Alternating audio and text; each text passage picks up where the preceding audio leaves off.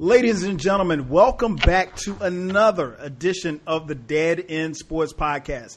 This is a weekly sports podcast. We like to call it the best couple of hours of your sports week. We want to thank you for tuning in. I am the host, 12 Kyle. I want to thank you all for tuning in. This is what we call the place where sports opinions collide. We got a lot of stuff to talk about, going to be NBA heavy. And we also have a guest. Before we bring our guest on, you know the usual suspects. First up the bat, my man Beezy 430. Beezy, what up, though? What up, though? What's up, Kyle? What's going on, Ken? And our special guest. I think this is the first time we had a young lady on the show. Yeah, first time. I think this is the first time. So this is like, this is great, man. This is like history in the making right here. First time in 5 years. I don't know what took so long, but I don't know either. I don't know either. Next up the bat is the guy who ran the show while I was out on vacation last week. My man Ken. Ken, what up, man? Yeah, this is your captain speaking. Hey, did you peep last week how Ken had the scene from I did. Yeah. I was sitting on the beach in Hilton Head and I'm listening to the pod and it's like I got it in my headphones. So then like as you guys were talking about stuff on the podcast, I'm like, no, man, you gotta be crazy. And so my wife is looking at me like, what is wrong with you? And I'm like, oh, I'm listening to the podcast. She was like, yeah. I was like, Dead End. I was like, Dad, just leave me alone.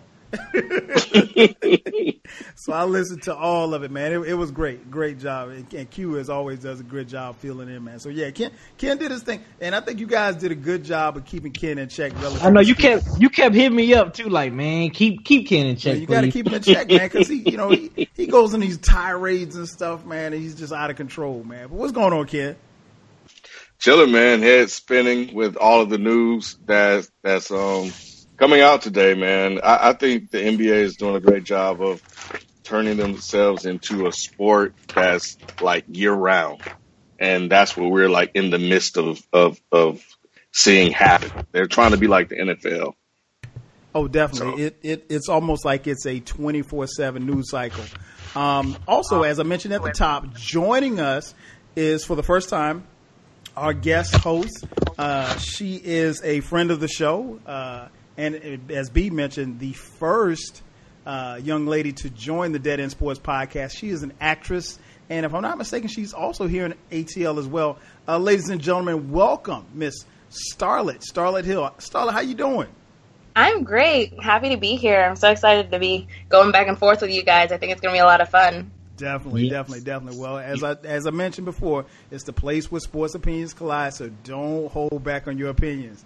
I won't. Trust me, I won't. All right, so let's get it started, man. Like I said, it's going to be NBA heavy. We were alerted, I think it was Sunday or Monday, that Paul George announced or let it be known to the Indiana Pacers that he was only going to play with the Pacers through this upcoming season and he would be leaving for the 2018 season. Now, he told the team that he intends to leave and become a free agent. And that he's not going to re-sign. He said he would prefer to play for the Lakers. B, I'll start right here with you. If you were the Pacers, where would you trade him to, and where do you think he's a good fit? I mean, okay, so this is what I think. Okay, if he goes to the Pacers, it's definitely going to be for a long term because, like, if he go to the Lakers, because he's pretty much in the same spot. If he go to the Lakers this offseason and they play with that lineup that they got with the addition of Lonzo Ball, you're pretty much in the same. You probably won't make the playoffs, even though he made the playoffs in the Eastern Conference with Indiana. But I think you got the same kind of level of talent over at Lakers. So, I mean, yeah, short term, it's not going to be good. Of course, they're going to make room. I think they're gonna make room for Boogie Cousins and Russell Westbrook. I think Lakers are going for that big three in the next 2 or 3 years. So the Paul George is just the first step for Magic, and then I think the year after that, that's when Boogie Cousins become a free agent. They're gonna try to get him and Russell Westbrook and two LA dudes that's gonna be playing for their home city, and Boogie Cousins is gonna be the icing on the top, man. That's what I think is gonna happen. That's where I see the Lakers going. So yeah, I think it will be long term. It's a good fit for him. Short term, I'm like, well, dude, you're not gonna compete if you go to the Lakers, right. Or if you get traded before the trade deadline. Because now that he mentioned this, now he publicly said this. at this point, if you the Pacers, I'm like, well, let me try to trade and get something for you then, because I don't want you to just walk after the season, walk away, and we don't get nothing for you. You know what I'm saying? So, yeah, I mean, and then of course I think we talked about this last week, him playing for the Cavaliers. I think it's an okay move, just the fact that him, LeBron, and Kyrie Irving are all ISO type players. So it's like, like Ken even said this, Lou needs to implement a system. So especially if you got three guys as ISO ball, you gotta implement some type of system offensively, and Lou hasn't got that yet. But other than that, Cavs and Lakers are the only spots I can possibly see him going to that makes sense. Maybe Boston, because I think Boston was trying to make a splash for him too. Him and Jimmy Butler, but yeah, it's just like Lakers is just good for short term. But that's what I think was gonna happen with the Lakers, man. They going for that big three. So do you see a situation where they would trade him prior to the draft or prior to the season, or do you think they, meaning Indiana, let him open up the season and then they try to see what happens during the season? Yeah, I think. If I'm Indiana, I would do that. I would wait till when the season starts, and of course before the February trade deadline, and I try to work up something. I try to talk with GMs and owners then and see what I can muster up, man, that can put me in a position to where I won't be looking like looking stupid like the Brooklyn Nets. That stupid trade they just made. Right. So yeah, I would, if I was Indiana, I would do that. I would prepare myself to get ready to trade Paul George off, because I'm just not going to let him walk after the season for nothing. Okay. Starlett, what about you? Like I said, Paul George, he's basically told him, look, I don't care what y'all do. I'm out of here for 2018. Do you think that they're going to trade him? And if they trade him, where do you think he would go? I really think I do think they're going to trade him. I do think it would be the smart move. I kind of see him pushing towards the Lakers just to sort of start fresh right now since Kobe's gone. They have a whole new lineup where they can really work to build up a team, especially if Lonzo's coming in. I think that would be the smarter move opposed to the Cavs. I just do not want to see him go to the Cavs, especially with not knowing what's going to even happen with them. But that's a whole nother conversation. Mm-hmm. But I do see the trade happening. I do think they'll wait later on, though, and sort of see how the season plays out and hit it before February. But he's definitely getting traded somewhere, especially since he already made the announcement. It's going to happen. Mm-hmm. Do you think that that's going to be prior to the season or prior to the draft, or do you think they'll, try to? You mean they're going to do it before Thursday? Mm-hmm. Nah, I think they'll wait. Okay. I think they'll hold off to see what the lineup comes to. Okay. And then do it. I think I'm a little surprised that Paul George came out and said this because normally you don't see teams or players kind of make this type of stance, especially prior to the season or prior to the draft happening. It's usually something in season. But here's the thing. I think Paul George making it known that LA is where he wants to be. He's from LA. We mentioned that. Once you have your heart, particularly a player who has some cachet or has some pull, a guy like Paul George, once he makes up his mind that that's where he wants to go, and, we heard the rumors of him possibly being traded this past season right before the All-Star break, and, the Pacers didn't do anything. Now, the Pacers, they're caught between a rock and a hard place because now, you're not going to get full value for him, but at the same time, you have to do something. I would not be surprised to see something happen prior to the draft. I think it's going to be LA. The Cleveland thing sounds good, but there's a couple of things that I think where we would run into issues with Cleveland. And I think because, first of all, Paul George and LeBron play the same position. So right. You would have to move, and we're assuming that Kevin Love would be the odd man out. So you would have to, one of the two of them would have to play, quite a bit at power forward. And both have been reluctant to play the power forward position, particularly these last few years, and they've been open in talking about it. And secondly, and I haven't really heard a lot of people talk about it, but I think, Paul George, and we heard his comments after the, during the playoffs this past playoff season, where he talked about, hey, I got to get the last shot. I want the last shot. He wants to be the man, and he's been the man on some pretty good teams, but he's been the man. I don't know if he necessarily wants to come to Cleveland and play third fiddle, because he's not necessarily playing second fiddle to LeBron, because second fiddle is Kyrie, so right. I don't know how that would, I don't know if it's a great fit. And I think he sees a team like LA who has some assets, they got some cap space. He can go to LA and be the man, get paid, and then, like B mentioned, subsequently they can make a push for a Boogie Cousins or Russell Westbrook, or maybe even a LeBron, in a year or so. So I see him going to LA just because that's where he says he wants to go. I kind of feel bad for the Pacers because, they're left holding the bag. They have to do something at this point. I feel like the Pacers are going to – they're pissed. I would be pissed. Like, they have to be. Like, right before the draft, everything's getting figured out. Now they have to run around, figure out what they're going to do last minute. If they do it before the draft, that kind of switches up everyone they wanted to bring into the draft. So, I mean, he's definitely put them between a rock and a hard place for sure. I definitely think he's going to go to the Lakers, though. Yeah. And then who else? There was another team, that the Hornets, I think it was, that was also interested in him, like putting in a bid. And I was like, I don't foresee that happening. But who knows? Maybe him and Harden would go good together. He's at a position where he's going to command certain things to happen, and it's a foregone conclusion because, again, he's from LA. He's let it be known that that's where he wants to go.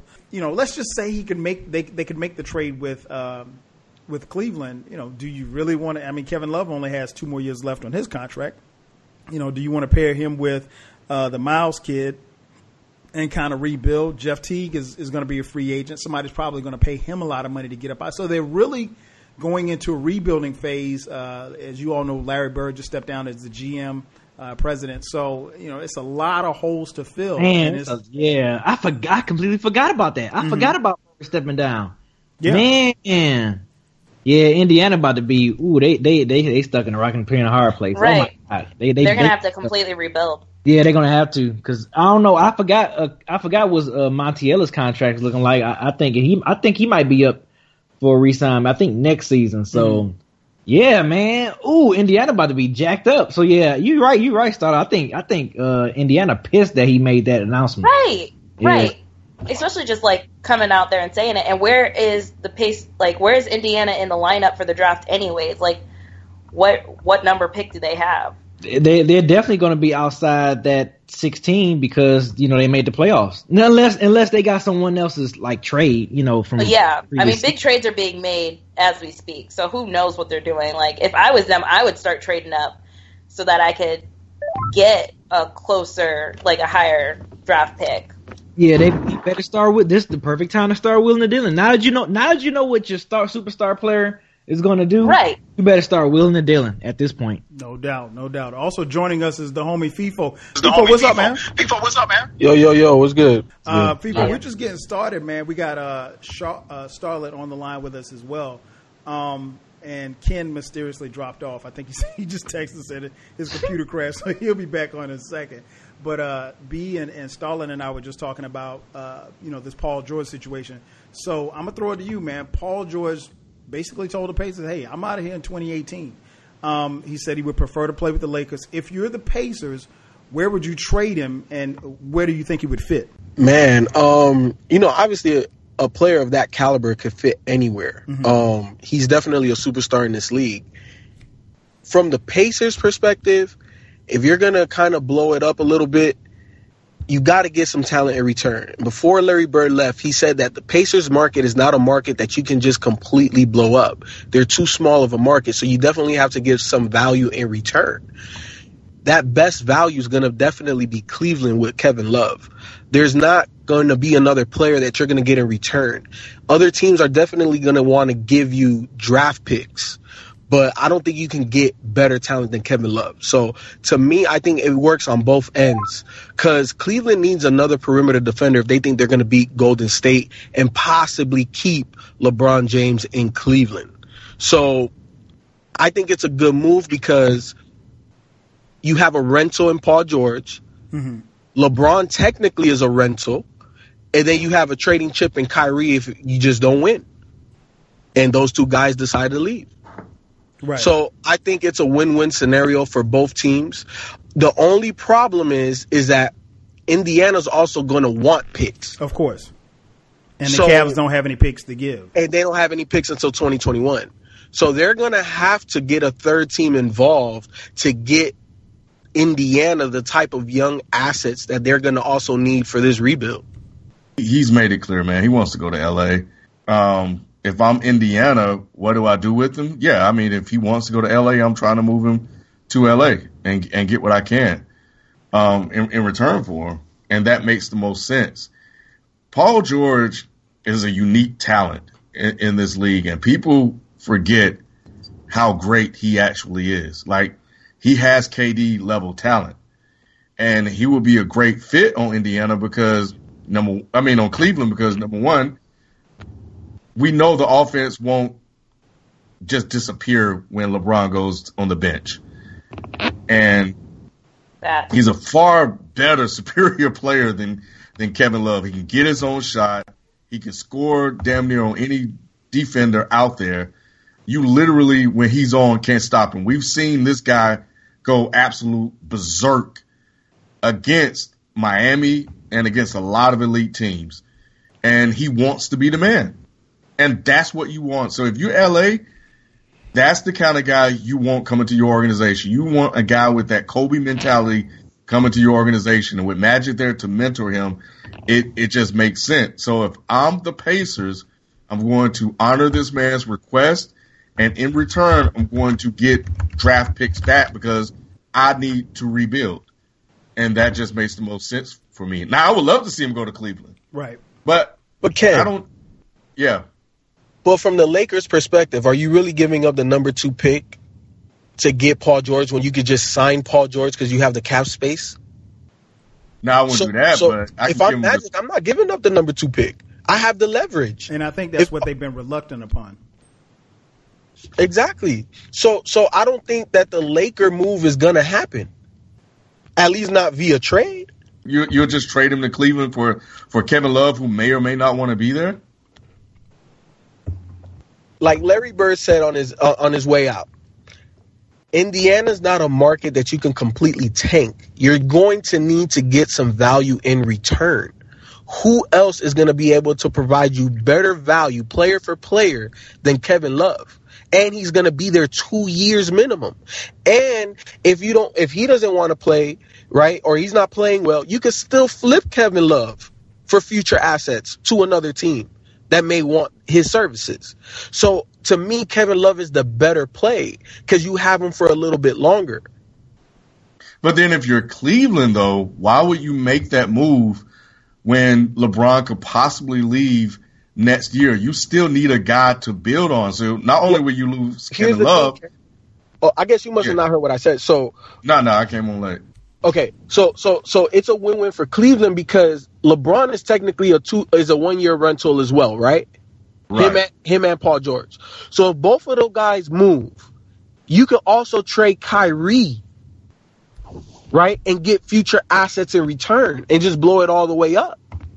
Because Kyrie is extremely valuable. GMs have called about Kyrie. So you doesn't want to be there. What was that? No, he doesn't want to be there. He already said if LeBron leaves, he's out. Exactly.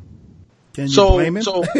No, not at all. Right. Exactly. You know what, Ralph? I think thinking about this a little bit more, we've seen what Kyrie and Love looks like without LeBron on the court. So you kind of know you're not going to win games anyway. So maybe, but we've also have a history of Cleveland not being able to make great draft picks. They got one right, and LeBron was a no-brainer. They got Kyrie right. Everybody else, they messed up. So they was right on Wiggins. I don't know. They were right on Wiggins. They were, but that was easy though. Okay, so let me throw this scenario out to you guys, and I'll start first with Starlett. Let's just put Paul George. Let's say they do an even swap and they get Paul George for Kevin Love. How much of the gap does that close between them and Golden State, even if it's only for just 1 year? Oh, Winning it all. Go ahead, say it. Going to the. I don't know, because Durant was on fire this. I think it'll be a go to 7 for sure. Mm-hmm. It won't be like this series at all. I think LeBron's pissed and he's not going to lose to them again back to back. So I'm pretty sure they would win it all. And I mean, it'd be great if they had a series where they went one straight. I mean, I'm not a Cavs fan at all, but I think it would probably be the best move for the Cavaliers, especially with like LeBron possibly being on his way out to give that city one more big win before he does, because everyone's going to be pissed when that happens. So, yeah, I mean, if it's those two teams again, which it probably will be, 4th year in a row, God, give us something different. But if it is those two teams again, I think that would be the best move for them. It really depends on what the other role player guys off the bench is going to do. Because, like, right. I think FIFO said it, you know, at least with LeBron on the bench, and now you have some type of offensive threat still, or, you know, some type of offense going on where you can trust someone getting buckets when LeBron is on the bench. Because we've seen this year, when LeBron is on the bench, they look lost. They look like they just don't know how to score a basket, unless Kyrie had his hot streak modes, you know, whatever. But with Paul George there, I can definitely see him stepping up to the plate and saying, you know, Brian, bet you rest for about 8 to 10 minutes. I got you for these 8 to 10 minutes, and we're gonna still be in this game, or we're gonna get back in this game, because you know what Paul George is gonna bring offensively and defensively. He's a good two-way player. People sleep on him on the defensive side, I think. But yeah, I mean, Paul George get them a step closer, but I still don't think it would be enough. You know, Golden State now is they a year in now. They got more chemistry, but right. Like I said, Paul George would definitely give LeBron some rest this year, because there's no way LeBron at this point in his career should still be playing damn near 40+ minutes. You know, it shouldn't, not at this point in his career. I think it pretty much closes the gap. If you ask me, I think the only thing that I feel they will be missing would be a system, an offensive system. But you got a guy that you can give the ball to. You got a third guy you can give the ball to and say, go get me a bucket. You couldn't give the ball to Kevin Love and say, go get me a bucket. And you have a guy who was used to being the number one option on the team. He was the man in Indiana. So it's nothing for him to step into a situation here to come to Cleveland. And really it would take so much off of LeBron offensively. LeBron can really be like a playmaker, because you got a guy that can close games for you. You got a guy that statistically hasn't hit a lot of big shots late to win games or tie them, but he's unafraid of the moment. But you have Kyrie Irving, so you don't necessarily need him to do that. But Kyrie Irving, you know, well, yeah, you have Kyrie Irving, so you don't necessarily need him to do that. He can play defense on Kevin Durant. You're not going to stop him, but you got size that can match up with him. You know, he's probably just as quick. So, and you got a guy that offensively can go back at Kevin Durant as well, and has and basically he's a flat out scorer, man. So I think it would give them another option to compete with them, and you have a third closer on the team that can go get it done. And under LeBron's mentorship, the way that he's been mentoring Kyrie, I think will help Paul George take his mental game to another level you as think well. Paul George needs to be mentored by LeBron? Yeah. Come on, Ken. Yeah. I think you got to learn how to win, though, Ken. Yes, absolutely. Because think about it. How far has Paul George have gone? Like, he's gone to the Eastern Conference Finals. He's got a commercial with him shooting a game-winning shot, and he's never made one, to my knowledge. Hey, but I mean, I get your point. I get your point. You stupid. I think it's closer, but I still don't think it's enough, because Cleveland will have 3 guys that can pass, catch, and shoot. Golden State still has 4 of those guys, because Tristan is not that guy, right? So I think it brings them closer, because, again, they needed another wing defender. I know there are rumors of Jimmy Butler going to Cleveland, and he's already talked to LeBron and Kyrie about it, and I like him better as a fit for that team. But if we're talking about beating Golden State, they need Paul George, because they need another guy that they can throw at KD. And KD still going to score 30. It just is what it is. But we just need another guy that can take some of that pressure off of LeBron having to guard him at this stage in his career. No doubt. And it remains to be seen. And for those of you listening to this podcast, by the time that you hear this, who knows? He might be traded. He'd have been traded. Right, by the time this happens, because as we've seen over the last 24 hours, the NBA news has been fast and furious. Just before we came on to record this, Jimmy Butler informed the Cavs that he would not be interested in coming there. His intent is to stay with the Bulls and help them win the East, and he said he would be reluctant to re-sign to stay there beyond a year. Christmas comes early. Atlanta Hawks traded Dwight Howard to the Hornets. Wait, what? Yes. He's like, what? It's like a lot of stuff going on. It's crazy. She said, wait, what? I am so happy right now. No!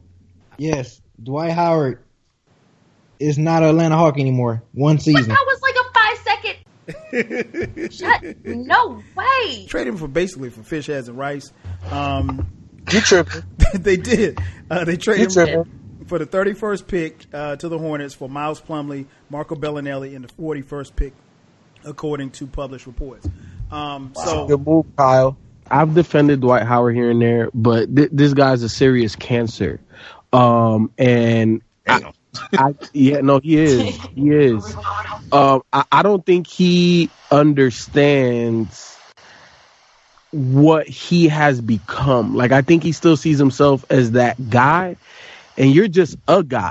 He needs to understand that. You talking about working on a 3-point shot, this, that. Bro, you don't got post moves, right. And that's your position. So what are we talking about here? And you still want to be featured in the offense, man. Rim run, set picks, change shots because you ain't blocking them like you used to. Right.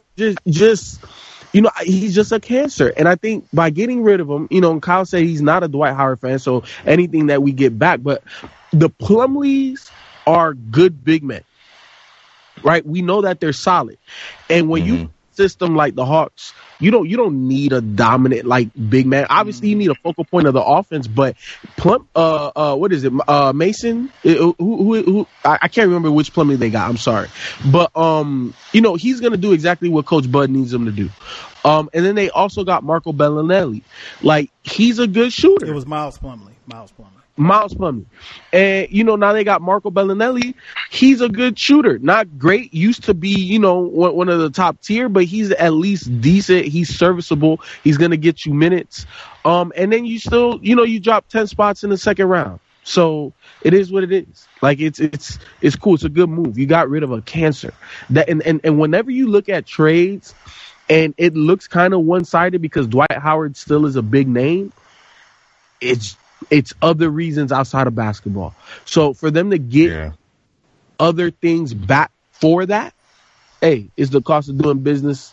Good move. I love Howard, and I was really happy that he was in Atlanta because I actually got to go to a game. It made me want to cheer for the Hawks. I went to the Celtics Hawks game. It was awesome. I love seeing him play here. So the fact that he's moving again, like I just sent out that tweet that he's that's so funny that he's about to have as many teams as he has baby mamas, and it's kind of true. For real. He keeps hopping around. This is his third team in 3 years. That was so hilarious. That's hilarious. Right, but for real though, I was disrespectful, but I mean Damon Wayans did write it, but for real, this is. And for a while, I was hopping around with him. For a while, I was diehard Dwight Howard. Wherever he went, that became my team. Really? That was all through high school. That was all through college. And now I'm like, dude, I'm exhausted. I can't keep moving with you. But when he came to Atlanta, I was excited. So the fact that he's leaving again, I'm like, I'm done with you. We're over. I break up. I'm not a fan of Dwight Howard, so anything that could get Dwight Howard out of town, I was all for. We are rebuilding here in Atlanta, so I'm okay with that. I'm cool with that. I don't know what's going to happen. Millsap may be gone because he may or may not re-sign. So I'm okay for starting over. It's about time. But anyway, we're not talking about the Hawks tonight. Moving on to the next topic, the Boston Celtics traded the number 1 pick, which is something that you rarely see. They moved down 2 slots. To the 76ers. The 76ers are expected to take point guard Markelle Fultz. So I'll throw this out there. FIFO, I'll start first with you. Did the Celtics A couple of part questions. Did the Celtics make the right decision? How good do you think the Sixers can be, and who do you think the Celtics are going to get with this draft pick? Okay, the Celtics made absolutely the right move. This is why you stockpile assets and young talent, because it gives you flexibility. And all Ainge is doing is just flexing his muscle and flexing his NBA know-how right now, because I think he's out GMing pretty much every GM right now in the NBA. So he definitely won. And what I think Philly can do with Markelle Fultz, he's the guy, or De'Aaron Fox. I just think that they need a wing scorer to balance out the core group that they have established there. For years, I've been advocating, I've been praising Joel Embiid, telling you guys he was ready day one. And we saw it for 35 games this year. Hopefully, if he could play 60 plus, this is going to be a playoff contending team. Ben Simmons, I've also said on this pro for over a year, Ben Simmons is the guy. He is the guy that the torch is going to be passed from LeBron to this guy. That's where Ben Simmons is. And then to add a wing scorer that they are comparing to James Harden, I like him a little bit more than James Harden. I just think he has a little bit more heart. Because, James shrinks in big moments. I don't know that Markelle Fultz will do that. But at the end of the day, he's 19. But I know he's talented. And I know what he brings is exactly what that Philadelphia team needs. So I love that pick. I love the aggressiveness by Philly to start to complete the process. Because you also have Dario Saric, which they traded Ersan Ilyasova so he could get the minutes because he was just playing that well. So they also got Robert Covington, which is their two-way guy. So really, they're just missing their starting two. Once they get that, they will be a complete team, at least in the starting lineup. They still got to build out that bench. I still think that they need to trade Jahlil Okafor, but great move by Philly, and he's going to be a perfect fit for them. The Celtics, I think, should take Jason Tatum. Okay. And the reason why I say that is because if you look at where the NBA is going, and I've said this, you got to have a guy from 6'7" to 6'10" with some length size that can play both sides of the court. And that's what Jason Tatum is. So I like the move if they do that. I also like the move if they flip it for a Jimmy Butler or a Paul George, because that's exactly what they need on that team. So whether they draft that in this draft and think about the future, because I don't think that unless they get Jimmy and Gordon Hayward, that's the only way you could potentially win the East. But unless that happens, I think you need to be planning post LeBron, because it's pretty soon, especially maybe in the East, because we don't know where he may go. So if you draft a young team, then when the time is right, then they can compete. Yeah, I think that was the right decision, man. I think once Foles went to that workout and had a great workout and a good rapport with the rest of the teammates, man, I saw the writing on the wall. So I think that's great. I think now you got somebody that's back there at the guard position with Ben Simmons, and then someone that can also take some of the ball handling skills away from Ben Simmons at times, and he can also score. So I think that's dope. I think Celtics at 3. I would Josh Jackson, but they already got like enough of players with his size and strength already. Man, who else is sitting there at 3? Tatum, Jackson, those have been the names that they've thrown out. Probably Tatum. I'd probably say Tatum. I say they should get him. Yeah. But yeah, I think Philly need to get, man, some shooters, man. Philly need to get some shooters. They need to get somebody that's just like a knockdown 3. They need some shooters, because I don't. So far that roster, man, I don't see no one that's like a shooter, like someone that can fill that 3 ball up. They need someone that can fill that 3 ball up, even if it's someone that's off the bench. Let me throw it over to our special guest, Starlett. Starlett, how do you, as far as what the Celtics did, do you think that they made the right decision? How good do you think the Sixers team could be, and who do you think the Celtics will draft? Well, I have actually a question for you guys for clarification purposes. What did they trade for this pick? Because I know usually like bigger trades are made for the first pick, and I'm not sure exactly what they took from the 76ers? Was it like a future year trade? Yeah, they got a future pick, and then they moved down to the third slot. So they switched to the third slot. Yeah, and then they have a future first round. And I want to say the Celtics now have, I think, 3 first-round picks next year, and I think 2 additional first-round picks in 2019. I could be wrong. Crazy. But That's crazy. They have stockpiled. And the crazy thing about the Celtics is that the Celtics as an organization, they feel great about the position that they're in, but they don't feel necessarily pressed because like they feel like they're ahead of the curve as far as where they should be. And so they're kind of playing with house money because they didn't expect to be this good this soon. So they're ahead of the curve. So they're basically saying, well, look, we have time. And so they're not even though they made it to the Eastern Conference, I don't think the Celtics brass really felt like, okay, well, we're going to beat the Cavs. But they like where they are. And like Ken mentioned, they're kind of setting themselves up for either LeBron LeBron and the Cavs to kind of fall off a little bit, or LeBron to leave the East altogether. Right. I feel like where they're at, they're going to be in a good place. Who I think they'll take, I think it'll be either Tatum or I've also read rumors about Fultz, which is right now they have him like ranked 7, but who knows what'll happen. I think either way they do need help, but they have a lot of room to improve. Like this year, I really, really just wished all of that crap didn't happen like during the series with their team because they just went through it because I would have loved to see them in the finals, but I knew it wasn't going to happen right when I found out they were playing the Cavs. I was like, dang, it's over. But I wanted to see them there at the end. So, I hope they can pull it through with whoever they get and get it together because I would love to see the Celtics go all the way. What about the Sixers? How good do you think this Sixers team could be if they draft Markelle Fultz with that young nucleus of Fultz, Joel Embiid, and Ben Simmons? I think the Sixers are on their way up. I know they're really excited about the first draft pick and having the possibility to build their team and grow farther.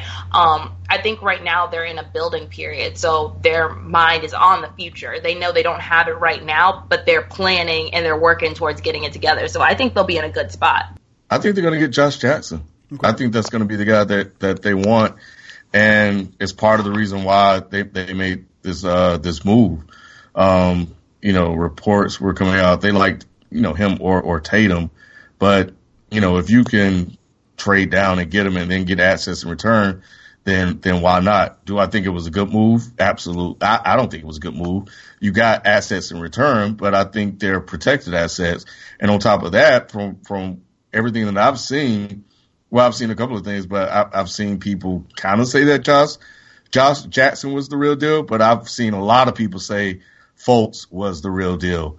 And if you're going to put your future into the hands of Isaiah Thomas, then that's great. But if you got a guy at the point guard position that can get it done, then you got to take him in the point guard driven league that we're in right now, because you already have Jaylen Brown. And from what I've seen, it looks like that guy's oozing with talent. And as he continues to develop and grow, he's going to be a problem, and he's not afraid to muck it up. Like he was all in LeBron's face. So with some more seasoning, I think the guy's going to be pretty good. So for me, if you're building and trying to build for the future, I just like the Fultz move better than them going after another 3 guy. Philly, I think they'll be. I think they can compete for an 8 spot. But they're going to have a hell of a nucleus with Fultz, Ben Simmons, and Embiid, on that team. And they basically, if these guys can stay healthy and develop, they can be what we see Golden State is. They could be OKC when OKC drafted a lot of talent. So I think the ceiling is the roof for them, man. You stupid, Ken. Oh, man. Hey, man, it's like the party line right now, man. Joining us now for this segment is no stranger to the show, great friend of the show. He fills in all the time. My boy Q, the 6 man, resident Philly fan. Q, what up, man? What's good, Kyle? Chilling, man. So you heard the question, man. What do you think? And we know you're a Sixers fan, so be unbiased. Do you think that the Celtics made the right decision in trading the pick? Then tell me who you think the Celtics would draft. And then lastly, tell me how good can the Sixers team be since you're the resident expert? I'm gonna just be very objective. Yeah, man, I don't know what Boston's doing. I'm gonna be completely honest with you. I'm very perplexed by them trading the number one pick. Every Boston fan that I've encountered, every Boston fan that I know has always maintained that Fultz is like probably once in every couple of years type of prospect, once every 10 years prospect for point guards to have the potential to get a variety of shots, a 3-level scorer. He has potential in defense, and they just loved him. So I thought, oh yeah, the Celtics are going to stick with this pick, and then they're going to build for the future. Because this entire time, I've been under the impression from Boston fans who've told me that, and this is probably the main mantra that they have, is, well, we're building for the future while trying to be good right now. And I don't know if that can happen anymore. Because when you look at what Boston's doing, they have Jaylen Brown. They have aspirations to sign Gordon Hayward in free agency. They have Jay Crowder. Now you add them at the third pick, and you're saying that I'm hearing rumors of Tatum, Jackson. Those are forwards for one team. And two of them capable starters. If just for the scenario that if you add Gordon Hayward, and you want Jaylen to be your future, so it doesn't really make much sense to me why you would trade the pick if you have Fultz at point guard, because now you have the dilemma of if you pay a 5'9" point guard max money coming up next year. Right. You know what I'm saying? And then you have to make a decision on Avery Bradley, make a decision on a lot of contracts coming up. So I don't know what Boston is doing. I'm not going to say it's a bad move for them because as a Sixers fan, I love it. You know what I'm saying? Colangelo reaped the benefits of what Sam Hinkie did. Sam Hinkie stacked the treasure chest. He stacked it for us, and Colangelo had to just cash out. That's all he had to do. The protections on the picks that we have, by the way, it's a LA pick that we got in the Michael Carter Williams trade, which is protected 2 through 5. So if it lands in number 1, it stays with Philly. So the protection for that is that if it stays with Philly, they get the unprotected Sacramento Kings pick that we sent to them in 2019. So they get 2 picks, but really just 1. So on the Philly side of things, this is really what the process has always been about. The process has always been about putting a guy beside Ben Simmons who can knock down threes, who can space the floor, and can guards.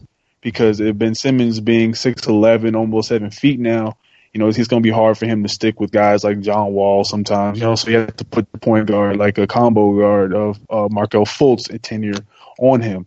So I'm loving just the fact that we traded for him, and the fact is that now you have to not just key in on Embiid, you have to not just key in on Ben Simmons, you have to worry about Fultz. And that's going to get open shooters for us. So who do I think Boston drafts as well?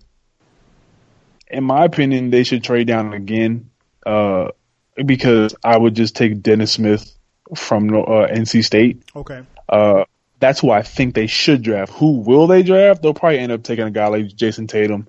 I'm not really high on Duke players in the NBA. I don't think he plays any defense. He's an ISO scorer, a very spotty jumper. He can score, but just those guys who are ISO scorers, man, they scare me in the NBA, and I think Boston needs two-way guys. But yeah, they probably do take Tatum, but I think they should trade down to get Dennis Smith. And how good can the Sixers be? This is a very loaded question because it depends on free agency. Of course it is. I think if you add in a guy like a JJ Redick, which we have the money to sign him to a very lucrative 2-year deal, 3-year deal. He's 30 years old and he's looking for money. I think that completes the team. I think we also have enough money to add another guy like from Beezy's team, Kentavious Caldwell-Pope, KCP. He wants his money too. we have enough money to sign those type of guys. If we are able to plug in those like wing guys along with Fultz, Simmons, and Embiid, I think and this is all contingent on if Embiid can stay healthy. Right. If Embiid can give me 60 games, that's all I need. If he can just give me 60 games and he's not out for the season, I think we can get at least 48 wins. And I think we'll be in the 8th spot or the 7th spot, to be so honest with you. Hey, Q, man, I'm sick of hearing this trust the process crap. Now, I bet see some results in about another 2 or 3 years. Man, I told y'all 3 years ago. Y'all thought I was crazy. But, you know, I like being right. You know what I'm saying? You also told us hearing that that Kelly was an catchphrase. innovator, too. I mean, he did innovate, man. You know, he's the only coach to not have any wide receivers, but still, like, have an offense in the top 5. We just busting your chops. Yeah, for sure. But yeah, man. But go ahead. I say, yeah, man. But that's like really what it is. I want to give a shout out to FIFO because he's always been the one to believe. I know y'all was hating a little bit, but I'm not gonna go up too much because we still got to see what they do on the floor. Right. But the future is very much bright, man. I love Brett Brown as a coach, and it's the margin for error is incredibly large for Philly because we have so many assets to do things that you can't really mess this up too bad. And also Boston, they have a chance to get a guy like Michael Porter next year, which will be great for them also. So I don't hate what Boston's doing, and I don't necessarily think they know what they're doing really either. But I think they're really just going through it because Danny Ainge is probably a mediocre drafter at best. So I need to see something. I need to see results for his drafting before I say this is a great move. Because if you see Fultz in like a couple of years turning out to be this like transcendent player, people are going to look at Danny Ainge like, what in the world did you do? You know what I'm saying? Like, you had this right here. But yeah, that's pretty much it, y'all. Hey, man, as always, Q, man, thanks for coming through and dropping knowledge on us, man. All right, man. Appreciate it. Y'all Peace. Be good. Trust the process. Go Fifi. Hey, Go Fifi. He's stupid. Just to piggyback on what Q said, man, I agree. I think I was a little surprised that they traded the pick, even with the thought of in another year you'd be looking at maxing out the 5'9" Isaiah Thomas, who is a baller. I mean, he's a 30-point scorer. He plays the same position as Markelle Fultz. So, and I'm gonna be honest, and I've said this before in this podcast, and so we keep it real on here. I've never seen Markelle Fultz play, so I'm not even going to sit here and act like I saw a whole bunch of his games in Washington because those games came on way too late for me. That being said, I know that just from what I've seen as far as the clips is that he is a legitimate pro prospect. I think. If Danny Ainge is going to make this decision, and I mean, we don't have anything so far to, kind of question him on as far as his draft moves per se. But if this kid turns out to be a star and you pass on him, and let's say you draft Jason Tatum, who I think they're going to take, it's going to be problems for him. And I mean, these are the kind of moves that can cause you to lose your job. But I think, for what they're doing, I think the Celtics are just stockpiling assets and picks and stuff. And that's okay. But I think at some point you got to cash in on it.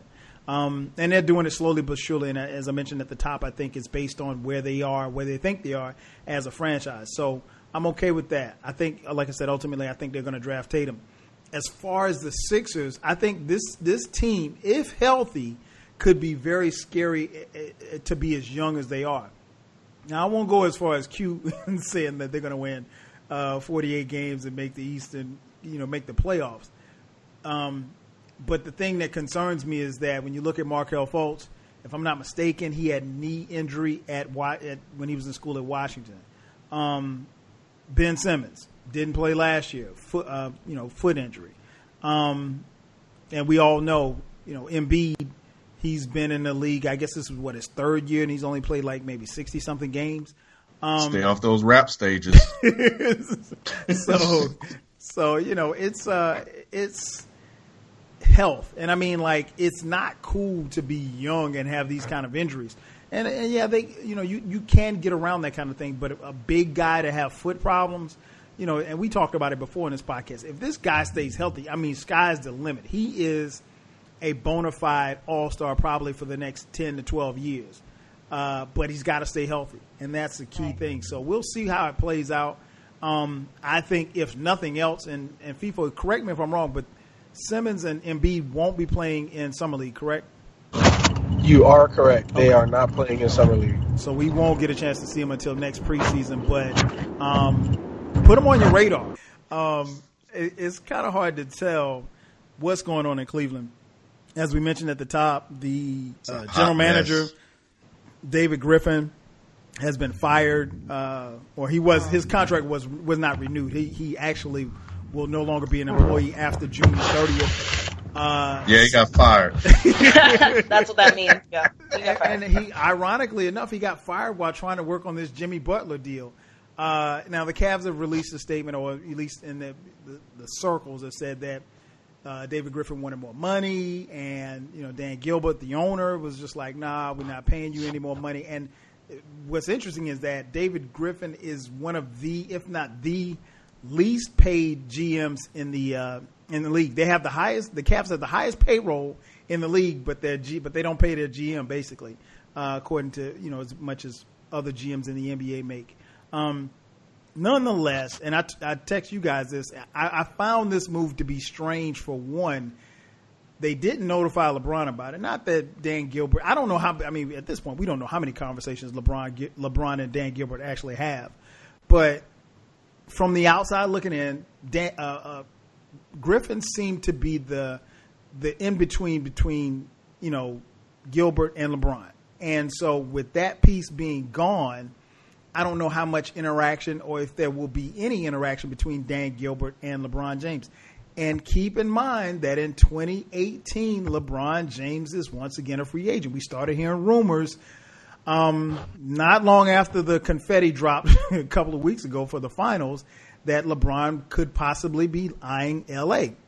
We know he has a home out there. There's some rumors that came out today about his wife, Savannah, is very partial to living in L.A. Everybody knows that LeBron has outside interests of basketball, and they all involve Hollywood. So all of that being said, and I almost feel cheap by even talking about it because it's already a year away, but these are so many pieces that don't really seem to be falling in the place of the Cavaliers. I mean, they're trying to get guys like Jimmy Butler and Paul George, and LeBron could very well be on his way out the door. So, Ken, I'll throw it to you.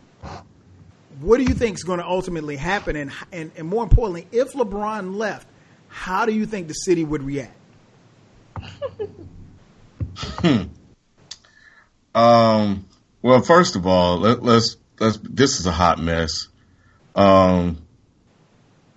I think for me, man, when I first saw it, and there were rumors of David Griffin wanting to leave. Gilbert was player hating and didn't want to let him go on any interviews, so he was essentially out there cop blocking. Right. And only to fire the guy. Now the guy can't get a job. So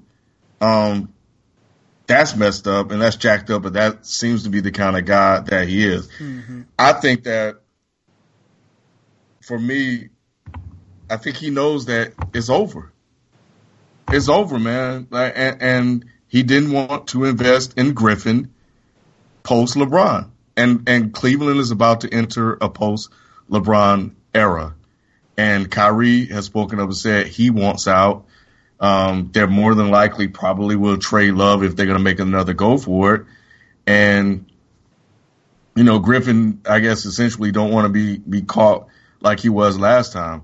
I think the city will be okay. They better be okay. He brought him a championship. Right. He came back and made amends for what he did last time when he left.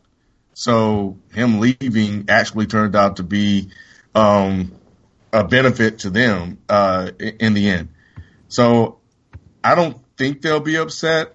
I would hope that based on the way things are playing out now and with all of the information that's starting to come out a year in advance, they're prepared for what could be the inevitable, whereas a couple of years ago, they were not. Right. When he left the first time, they had hopes and dreams that he would come back, but they were cautious and scared that he would leave, and ultimately he did, because he didn't let them know which way he was going to go. He just held a press conference, said he was out, he's going to go to South Beach, that was it. But now, they're leaking this information. They're saying this could happen, and when you look at what's going on with Golden State, I mean, you have to be honest with yourself as an organization and as a team to be like, man, do we even really have a shot? Mm-hmm. Now, a lot of information out there. We hear about Chauncey Billups, and they like him, and Lou likes him, and LeBron would be okay with him, this, that, and the other, man. But LeBron's a businessman. We know that, and we all know, Kyle, man, we saw what was going to happen when he went back to Cleveland. Mm. When the missus speak, it's a wrap. It's a wrap. She said, we're going back to Ohio before LeBron even said anything. We said it on this show. He going back because she said it. I don't follow her like that. I haven't heard her talk about LA. This is news to me. But once I heard her mention LA, that was it. That's all I need to know. Right. That's all I need to know. I don't need to know anything else. Hey, that's it. I echo that. As a married man, if your wife says, look, I want to move, you probably going to move. That's just the way that it works. Now, it may not be to where she wants to go because, I know there was some reluctancy about moving back to Cleveland that LeBron revealed, a couple of weeks ago. But yeah, you're right about that. Starlett, what about you? It's out there on the table. Mm-hmm. We're hearing the whispers again. We know that he's going to be a free agent. They in essence, and I forgot to mention, LeBron did send a tweet last night, thanking David Griffin for the job that he did.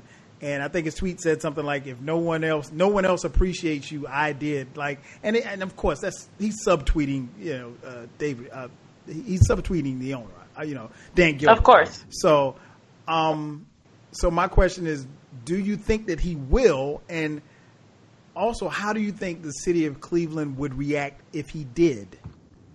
Well, I've been saying he will since the beginning of the series. So, I knew he would leave, especially if they lost this time, because he wants wins. It's just embedded in who he is. He wants the W, and that is fine. And I had a feeling that he's getting tired with having to pull so much weight with the Cavs. So I already felt that he was going to leave. So when you guys told me that it was being hinted, I was like, yes, called it. Totally. Now, what do I think the city will do?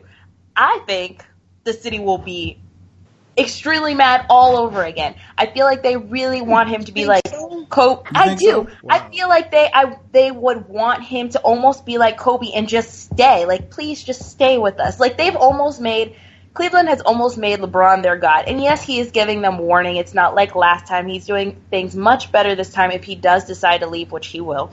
But I still think that the city's going to be hurt. They're going to be pissed. And they're going to show it, just like they did last time. They're going to be butthurt. I think so. I think they will. I don't think they're going to be out there burning jerseys and stuff like that. I don't think they're going to be burning jerseys and everything. People are always going to be burning jerseys. I don't care what you say. Which People are always going to be burning jerseys. They burn Folks' jersey, and he had. That's crazy. No, it makes no sense. You spent your good old money on that. It will be worth something someday. Calm down. I don't understand it. It makes no sense to me. But it will happen. I don't think it'll be as big of a catastrophe as it was last time. I don't think the whole city will fall apart. But I do think they are going to be upset as a whole. It'll just be a longer fuming process than short and really angry. No doubt. What about you, B? Weigh in on this, man. What do you think? Yeah, the writing is definitely on the wall. He's going to LA, whether it's a Laker or a Clipper, because let's not forget Jerry West is West is now head of the Clippers. I think GM or basketball operations of basketball over at Clippers, and we've all know what Jerry West is able to do once he's in that position. He's made some good moves. He know how to whip a team in shape. So I know his first task is to try to keep Chris Paul up at Clippers, but Yeah, I think LeBron. I think the writing is definitely on the wall. He's not going to remain the Cavaliers after this 2017-2018 NBA season, regardless if they win championship or not. I think he's still going to be out of there because, like Ken said, he wrote in the letter. He came back and he promised what he was going to do. That was win a championship, bring a championship to Cleveland, and he did. Brought him their first championship since 1964. If he leaves, I think Star just said it, he's going to leave on better terms. It's not going to be no unexpected decision. I don't think fans going to be upset, but I don't think they're going to be the same amount of upset as they was when he left in 2010. I doubt that. But yeah, he's going to be out of there. It's just a matter if he's going to be in that purple and gold or that red, white, and blue. Okay. FIFO, man. Here we are again, man. It seems like we've talked about this, and I'm sure this won't be the last time that we talk about it. Especially as we head into the 2017-2018 season. But, hey, man, what do you think? Do you think that he would actually leave the city of Cleveland? And if so, how do you think they would react? Look, all I know is that Cleveland better be grateful. Thank you. They better be. Man, how long has it been since you had a championship? Man, you better be like, yo, bro. Since February the 32nd. There you go. The 32nd. So look, man. Y'all just ain't. There should be no burning of the jersey. Right. Nothing. There should be none of that. All you could do is just say thank you, bro. Because look, man, what type of fan base would you be that this guy, he brought the whole state a championship, and you can't be grateful, man? That would suck for Cleveland. That would really suck. But where does Bron go?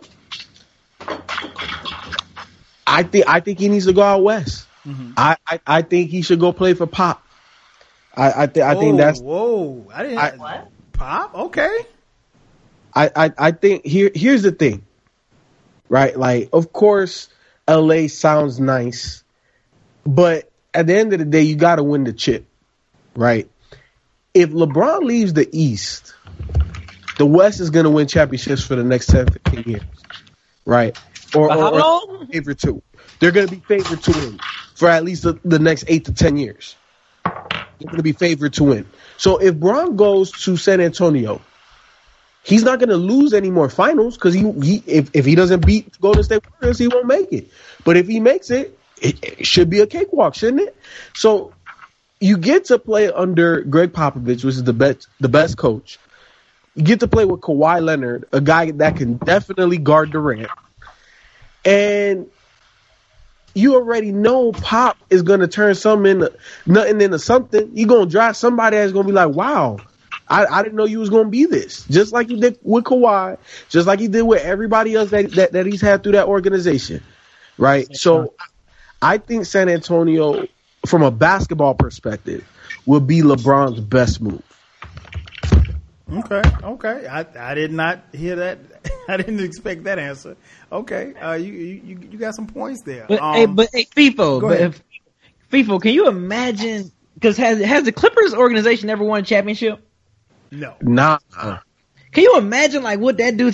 How much that would add if he go to LA and like say if Jerry West put together this nice squad out in LA and he win a championship for the Clippers?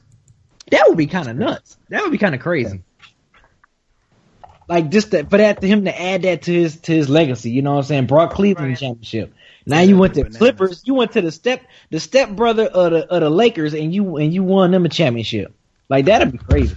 Yeah, I would be. I don't know, man. Call me crazy, but I just didn't think that I would. I didn't think that we'd be having this discussion about LeBron leaving Cleveland again, and not that he owes the city of Cleveland anything, because like you said, people, if anything, they should be grateful, because we all know that Cleveland has, they haven't won anything, or they didn't win anything prior to him getting there. And he's done more than enough, and they've gotten more than enough warning that he may be on the first thing smoking out of there. With that being said, maybe it's just, and I'm not by any stretch of the imagination a Cavs fan. I would like to see him stay there and fight the fight if that's what he wants to do. time will tell if that's what he wants to do. But I would like to see him stay there. But I could, with the relationship that he has with Chris Paul, and he's talked about with the possibility of playing with Carmelo and Chris Paul, I could see him being in LA with the Clippers or the Lakers and playing with his friends, and just kind of riding off into the sunset in that fashion.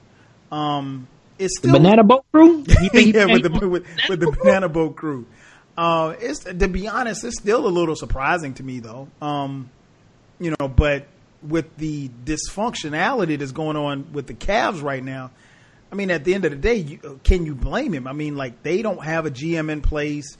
They're talking about bringing in Chauncey Billups and whomever they bring in. It doesn't sound to me like they're going to consult with LeBron about it. So, if you have the guy who was the conduit between ownership and LeBron, and now all of a sudden he's gone, and you just have these issues. I don't know. And again, we're on the outside looking at, so we don't know how good or how bad it is for LeBron in Cleveland as far as how he deals with management.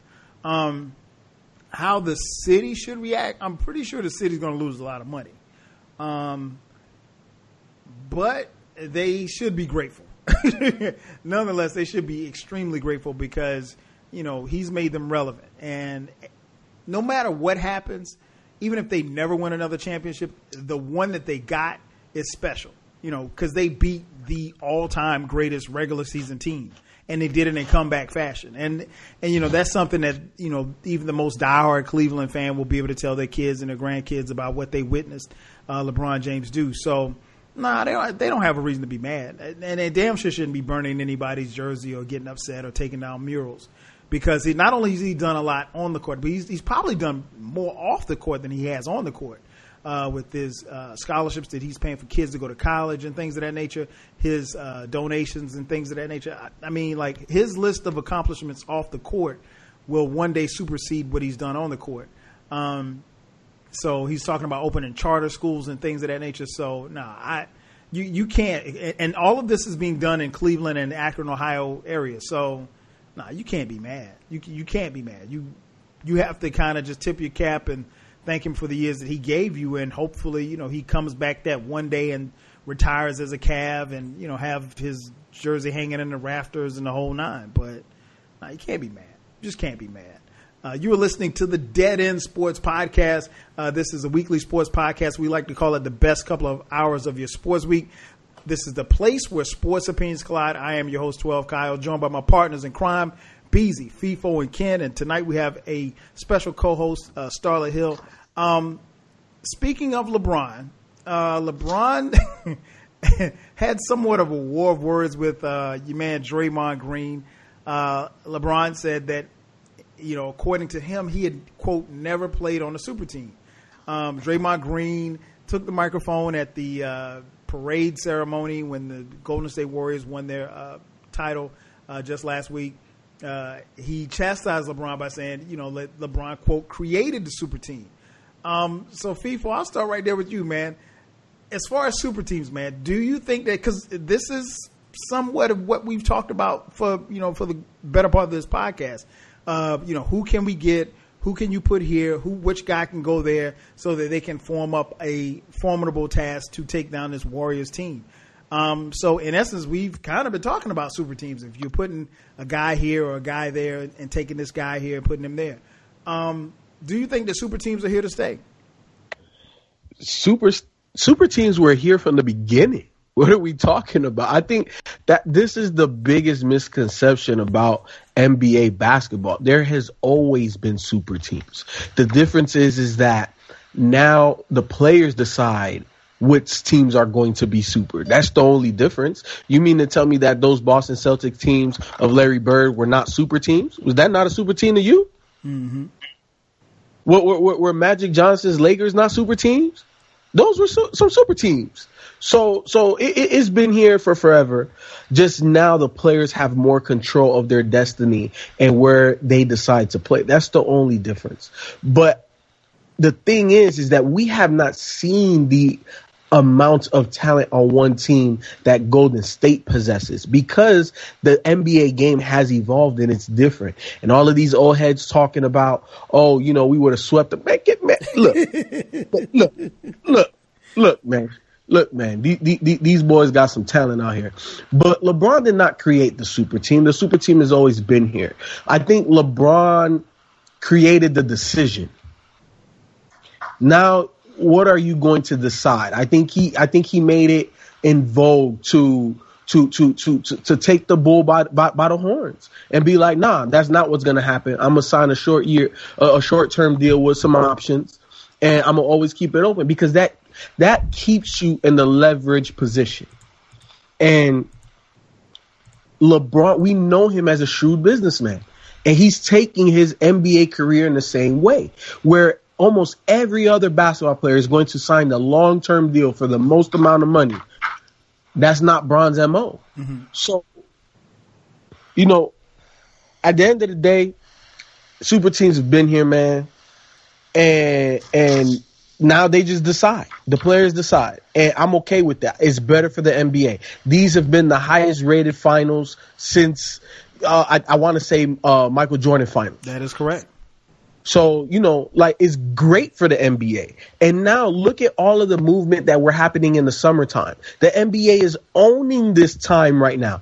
That's the only thing you could talk about. The NFL, what? Look at all these guys getting trade picks here. Lonzo Ball story. This right now is what all of that creates. So I love it. LeBron created it when he went to Miami. Boston created it when they traded for Ray Allen and KG. So it's always been here, man. It has always been here. It has always been. You mean to tell me that Portland team with Steve Smith, Scottie Pippen, Damon Stoudemire, Arvydas Sabonis, Brian Grant, Bonzi Wells, and Rasheed Wallace is not a super team? That's not a super team to you? Man, come on. Shaq face. Oh, man. What about you, Ken? You too, Ken. What about you? You tripping, man. Come on, Ralph. Quick. You trying to play like word games, man. You're trying to play games with the people, man. You're not being genuine with the people, Speak man. on it, Ken. Like yeah, there's always been great teams. And see, throughout this whole season, people have been talking about, what's the difference between, the GMs putting the team together versus a player making a decision to go. Yeah, LeBron was the decision, but KD is an elite player who decided to cheapen the championship process by going to Golden State, a 73-9 team, therefore creating a super team, a team that no one has a chance of beating, not even the best player in the world, who had to put up Herculean efforts to even get a game. And now you're trying to tell me that super teams have always been here? No, there have always been great teams that have been dynasties. But when we're talking about a super teams, we're talking about essentially superheroes banding together on one team coming to play.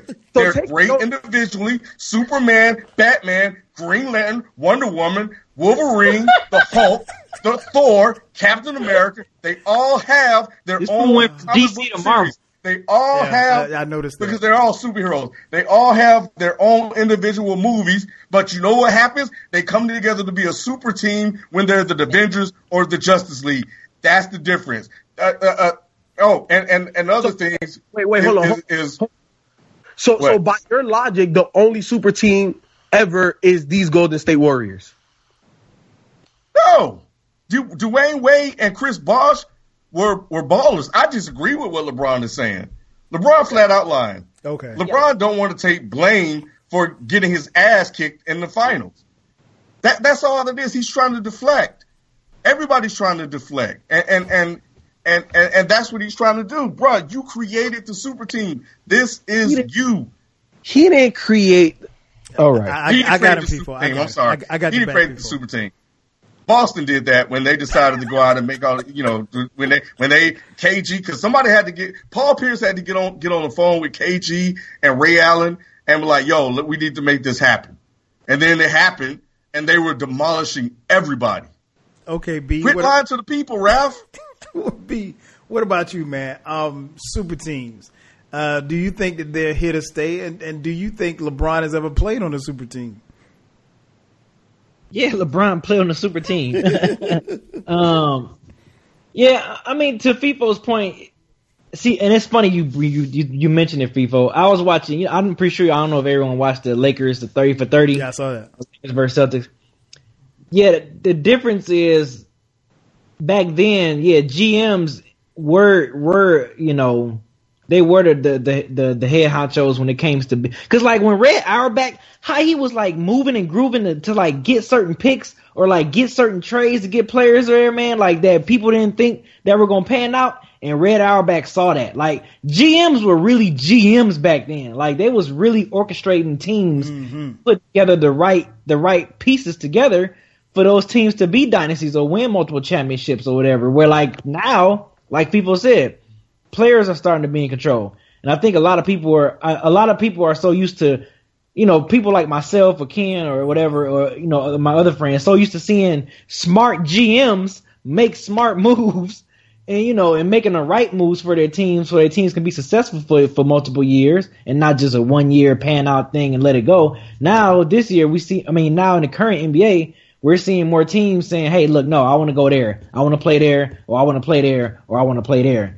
So, it's just the thing now. It's just the GMs in control back then. Now the players in control. It's just more so of what you prefer, or if you just want to just get adjusted to. But yeah, LeBron, you played on a super team, bro. Like, don't deny that. When you joined Miami Heat, of course, there wasn't a 73-win team. There was a first round exit playoff team when he joined them. But you was joining a player at that time that was easily top 5 in the league in Dwayne Wade. And Chris Bosh was top 3 at his position at that time. So he called Melo. He tried to get Melo too. Right. So you play on a super team, Brian. Like, don't deny that, Brian. You play on a super team. But I mean, yeah, it's always been super teams. It's just been, well, not really. Let's say super teams. You just had a couple of them, but they was all orchestrated by the GMs. The GMs and the presidents, the ones that made the smart move, because they were. Go ahead. Go ahead. No, I was just saying because, hell, even Isaiah said if Jordan would have wanted to come play with the Pistons, yeah, they would have hated it. But guess what? He'd have been like, yo, what's up, my man? Welcome to the Pistons. But Isaiah also said he wouldn't have joined no Celtics or Lakers or Bulls, But he said if Bird and Magic and them or Jordan wanted to come to the Pistons. He didn't want to play with Isaiah. Right. I mean, he just said like if they was I know, I mess with you. Pistons. Yeah, like Isaiah would have welcomed him with open arms. You know what I'm saying? But yeah, I just think GMs were more in control back then compared to now. But LeBron, you lying to yourself, bro. and the GMs were like Charles Xavier, right? Because Charles Xavier went out and found all the mutants to put on his team. Right. He went out. That's what they were. They were the X-Men. Yeah, he knew what goons he wanted to get. He wanted. They knew what superstar they wanted to have, what defensive player they wanted to have. Like they orchestrated that. You know what I'm saying? Where now players are in control. I feel like Ken is giving a minor history lesson here in Marvel and DC Comics. I know, right? Starlett, what about you? Do you think that the super teams are here to stay, and do you think that LeBron has played on a super team? Yes and yes. That when I heard that statement, I was at work and I've never yelled at a TV in front of people at my job, but I was like, "Are you freaking kidding me?" Like I just went off. Like I lost it. Like, is he serious? Like he didn't invent the super team. Like he didn't by any means. But like y'all said, like I think now. Where before it was the GMs putting together great teams. Like when I think super team, originally what came to my mind was the 1996 Bulls. But like with these players coming together, now players are making their own trades. Like they know their worth. Like they're calling the shots more than the GMs. And with Miami, that was definitely a super team. Like they had that unlocked. But my thing is like, is it even fair anymore? Because like you said, with the series, it kind of was like once Durant was in, it was kind of like, okay, well, this is a done deal. Like, where can we go from here? Like the best team against the best player in the world, So it's like, I don't even think super teams are kind of even fair, but you kind of can't stop them either. But yeah, he definitely was just trying to like brush it over, be like, oh yeah, we lost. They shouldn't have even won the game they won. Yeah, Whatever. No, they shouldn't have. It was rigged because the NBA is a business. That game 5 was rigged when they didn't call that foul on KD. Are you kidding? Okay, we ain't even. She had flashbacks. Like, wait a minute. Well, Skip Bayless, you know it, and I know it. Oh, No, man. they should have won in 4. It should have been a done deal. They just needed that one more game for the money. It's all about the money, baby. And I mean, they got it, but whatever. I think if these super teams are going to keep continuing the way they are, it's almost going to make the series at the end of it like just kind of boring, like null and void. Like we're already going to know what's going to happen. I think first and foremost, I agree 1,000% with FIFO. Super teams have been around forever. So for all of you listening, shameless plug coming up right here. For all of you listening to this podcast, when you finish listening to this podcast, go check out my latest podcast. It's called the 12 Kyle Podcast. I did a podcast called Super Teams in the NBA Are Not New. So it's on SoundCloud, Stitcher, iTunes, anywhere you can find a podcast is there. It's called NBA Super Teams in the NBA Are Not New. What I did was I based it on just a couple of criterias. You got to have at least 3 All-Stars on the team, right, to be considered to be a super team. Of those All-Stars, they have to be an All-Star within that period of time or have been an All-Star before, between a 1 to 3 year period. Just on that criteria alone, Kenneth, I found 13 teams. And I started with 1980 and came on down because that's when I started watching basketball in 1980. So it starts first with the LA Lakers. The Lakers that ran from 1981 to 1989. That was a super team. They had five guys who had made the All-Star team.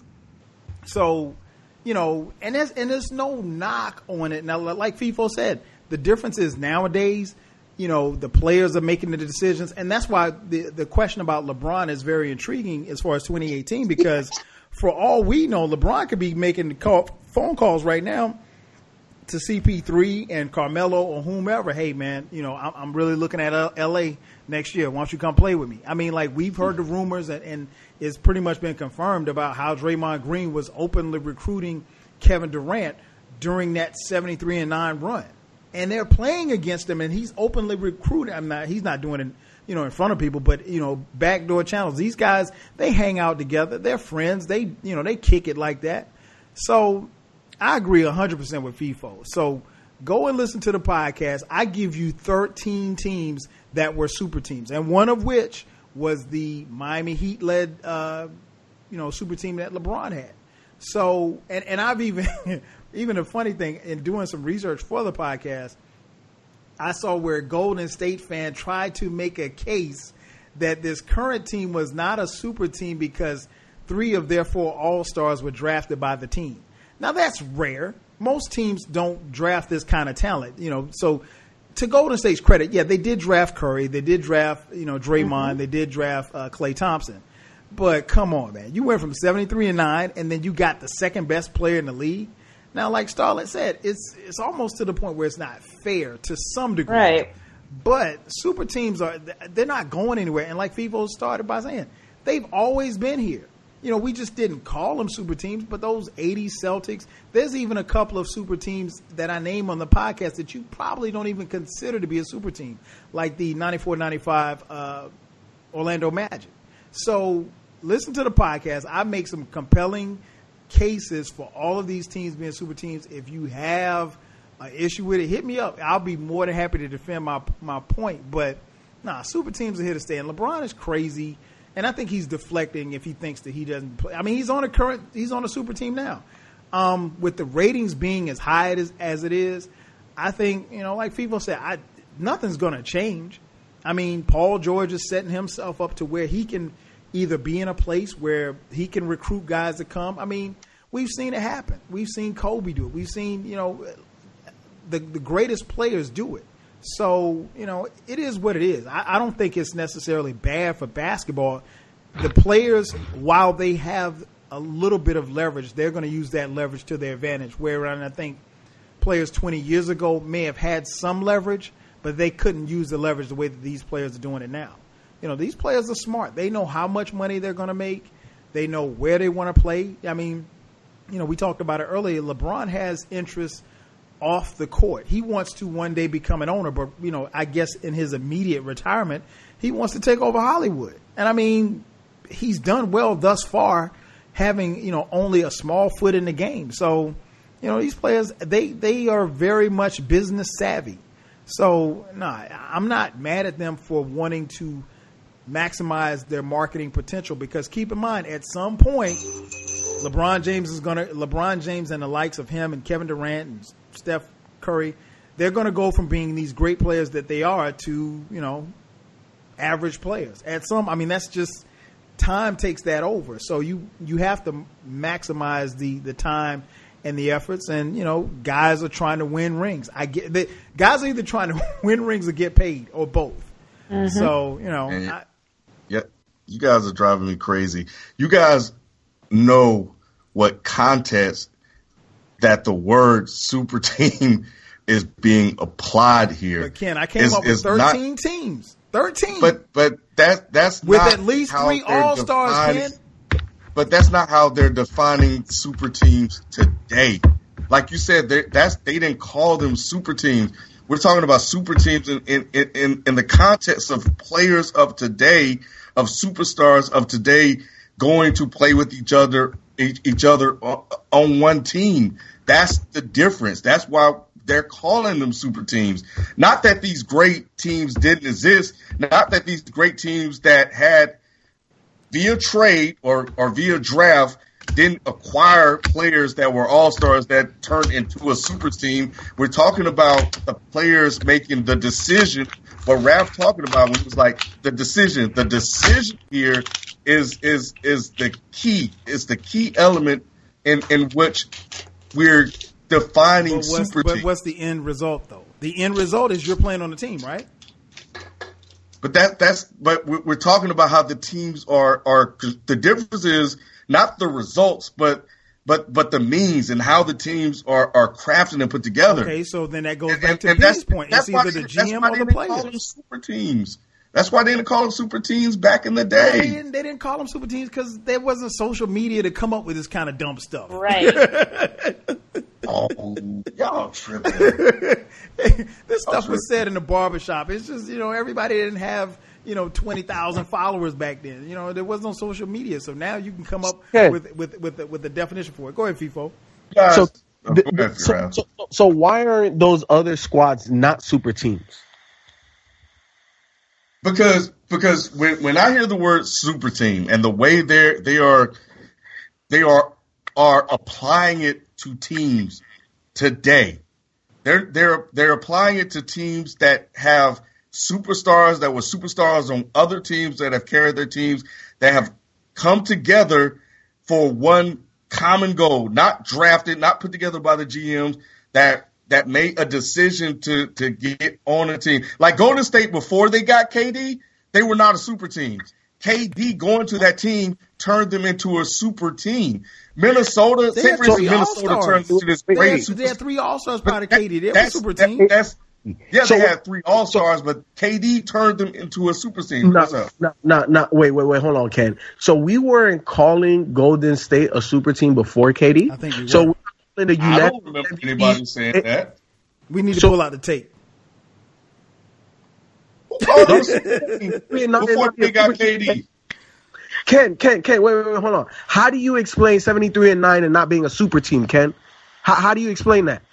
Who called them a super team last year? I think that's what I'm asking. Probably talking about nobody were calling them super teams last year. I think they called them a super team this year. I think it's more semantics, though, Ken. But what FIFO and I are saying is, when you look at the bottom line, at the end of the day, when you look at the players that they have, and I'm looking at this list, right? And I'm just going to give you another team that I talked about on the podcast.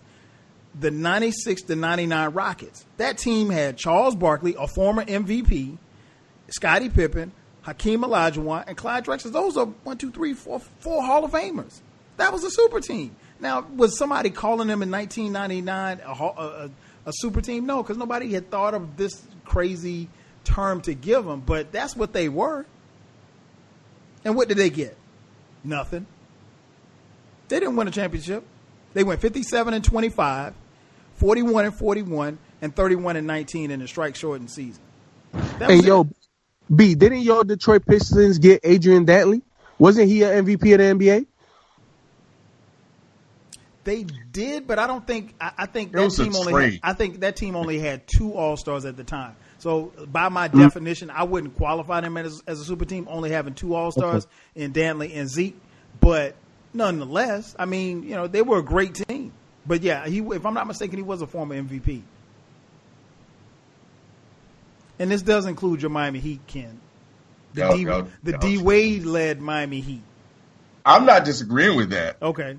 I said he played on the super team. I'm just saying that, yeah, it is semantics, but for me, it's the way the word super team is applied. It's not that super teams, quote unquote, didn't exist. Like, if you want to define it another way, yeah, you can go back. If you want to define it the way you're saying, hey, we had all these all-stars, this and that, yeah, you can find super teams. But when you take a great team and then you take the second best player and put it on that team, they become a super team. If LeBron went to Minnesota with all of their great young talent, that becomes a super team. Because you can put LeBron on just about any team and they'll be a super. I mean, yeah, that's but him going to Miami, that was a super team. Right. And you know, and in fairness, and not to just dump on LeBron. I mean, Kevin Durant has actually sidestepped the question as to whether or not his team is a super team, which I think is preposterous. Of course it's a super team. Of course it's a super team. And that just shows how soft he is. Why don't you just own it, dog? Like, you went to create your super team, you got your chip, you won at the end of the day. Be like, yep, I'm on the super team, and what? Come get me. Come beat me. All I can say is just like 20, 25, 30 years ago, man, it ain't going to matter. Because and trust me, when you hear the podcast and you hear me rattle off some of these teams, you're going to go, oh, yeah, that's right. But, you know, it's not going to matter because these teams won. And at the end of the day, as fans, that's all we care about. The Clippers are exploring getting rid of DeAndre Jordan. Did you guys see that? Yeah, I saw that while we were Jerry West on the move already. Nothing's imminent, but yeah, they're fielding calls. Which is going to be interesting. So that's going to be an interesting story to watch. If I'm Boston, I'm exploring DeAndre Jordan. Word? Yeah, because think about the future assets they got, right? Like what the Clippers may want is going to be future assets, right? You gotta draft guys. I always say it. Like, you could buy your team or you could draft your team. I'd rather draft my team because I know what I'm getting. And Boston has that. So if you put DeAndre Jordan next to an Al Horford, next to a Gordon Hayward, next to a potentially Jimmy Butler, and hey, I don't know what Cleveland gonna do, but Cleveland is not beating that. And we know how deep Boston is already. Mm-hmm. So if you let go of a Jay Crowder or I think a team like that can make it out the East, especially coach like Brad Stevens. The Lakers tried to trade the number 2 pick to the Kings for the 5th and 10th pick or something like that. Number 5s and number 10s. According to a couple of reports, they have a path to Paul George, possibly giving up the 27 and 28 picks to get him. But the interesting thing for me that stood out is the fact that they're still trying to get rid of this number 2 pick. Ralph, you are a firm believer in Lonzo Ball. Ugh. Why are they doing this, dog? Like, they even Lonzo like that anymore? I think that Magic is just being a shrewd businessman. He's trying to keep all options open. And I don't know why they're not all the way sold on Lonzo. But you just got rid of D'Angelo Russell, right? D'Angelo Russell was moved. Exactly. So here's the thing. I was watching Colin about a week or so ago, and he said something that, you know, obviously I'm not in the industry that way, but it made a lot of sense. A lot of these teams let you know what they want you to know. Right. It's out there that the Lakers didn't like Lonzo. It was out there that the Lakers weren't all the way sold on Lonzo. It's out there that they're still trying to shop the number 2 pick. But then you Russell.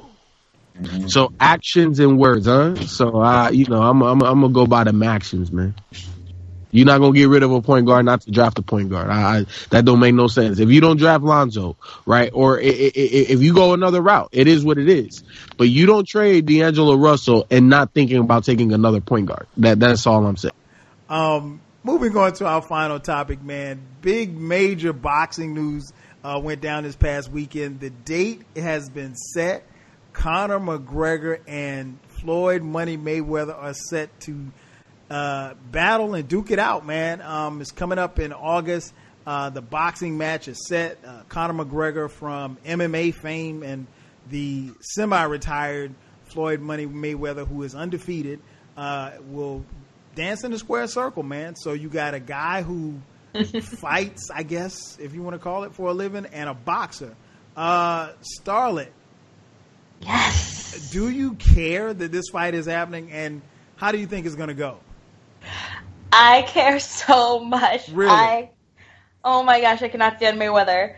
I really hope McGregor knocks the crap out of him. Do I think it's likely? No. Okay.